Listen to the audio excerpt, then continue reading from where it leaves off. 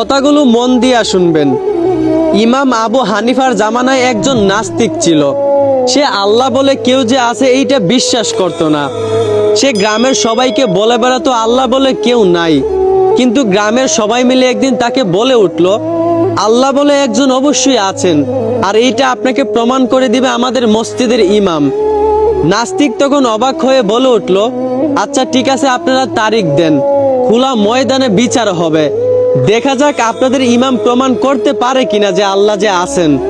গ্রামের মানুষটা তারিখ দিল আগামী শুক্রবার জুমার নামাজের পর। ঠিক আগামী শুক্রবার জুমার নামাজের পর ওই খোলা ময়দানে লাখ লাখ মানুষ হাজির হয়ে গেল, এমনকি নাস্তিকও হাজির হয়ে গেল।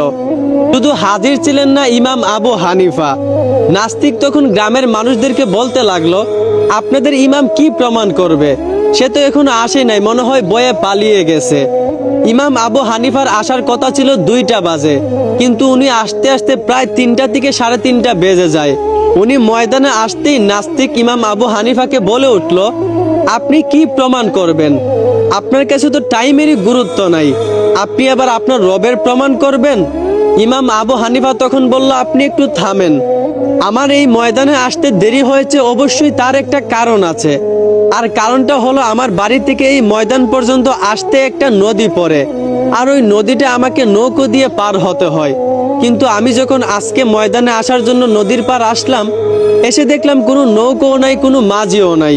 তখন আমি দাঁড়িয়ে দাঁড়িয়ে ভাবতে লাগলাম যে এখন আমি নদীটা কিভাবে পার হব।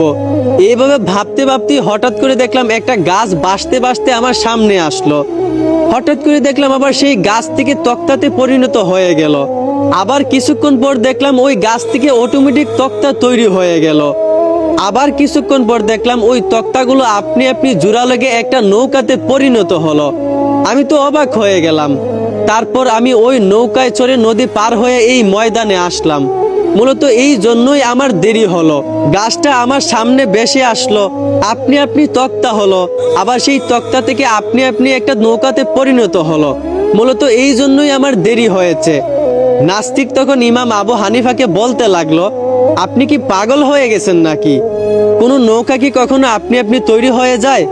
অবশ্যই একটা নৌকা তৈরি করতে একজন মানুষ লাগে, অবশ্যই একটা নৌকার একজন মালিক থাকে। কোনো জিনিস কি কখনো আপনি আপনি তৈরি হয়ে যায়? নাস্তিকের মুখে এই কথা শুনে ইমাম আবু হানিফা বলেন, এই তো এখন আপনি লাইনে আসছেন। আচ্ছা আপনি একটু ভেবে দেখেন তো, আপনি বলছেন যে কোনো নৌকো আপনি আপনি তৈরি হয় না, একটা নৌকার মালিক থাকে। তাহলে আপনি একটু ভেবে দেখেন তো, এই যে এত বড় একটা পৃথিবী, এই যে এতগুলা মানুষ, এই যে আসমান, এই যে জমিন, এইগুলা কি আপনি আপনি তৈরি হয়ে গেছে? এইগুলার কি কোনো মালিক নাই? নাস্তিক তখন ইমাম আবু হানিফার কথা শুনে অবাক হয়ে ভাবতে লাগলো। সে সাথে সাথে বলে উঠলো, আসলেই ভাই আমি কখনো বিষয়টা এইভাবে ভেবে দেখি নাই। সামান্য একটা নৌকাও যদি আপনি আপনি তৈরি না হয়, একটা নৌকারও যদি একজন মালিক থাকে, তাহলে এত বড় পৃথিবী তো আপনি আপনি সৃষ্টি হতে পারে না। এই আসমান, এই জমিন, এতগুলা মানুষ তো আপনি আপনি সৃষ্টি হতে পারে না। অবশ্যই এর একজন মালিক আছেন। নাস্তিক তখন হার মানলো, ইমাম আবু হানিফা জিতে গেলেন। আচ্ছা একটু চিন্তা করেন তো, ওই জায়গায় যদি তখন আমরা থাকতাম, আমরা কি এইভাবে তাকে বুঝাতে পারতাম? ইমাম আবু হানিফাকে আল্লাহ এত পরিমাণ জ্ঞান দান করছিলেন, যার কারণে সে নাস্তিককে এত সুন্দর করে বুঝিয়ে জিতে গেলেন। আল্লাহ যাকে ভালোবাসেন, যাকে মহব্বত করেন, তাকে একটা জিনিস উপহার দেন, এইটা হচ্ছে জ্ঞান। যাই হোক, আমি আর কিছু বলতে চাই না। আশা করি আপনাদেরকে যেটা বুঝাইতে চাইছি আপনারা বুঝতে পারছেন। ধন্যবাদ।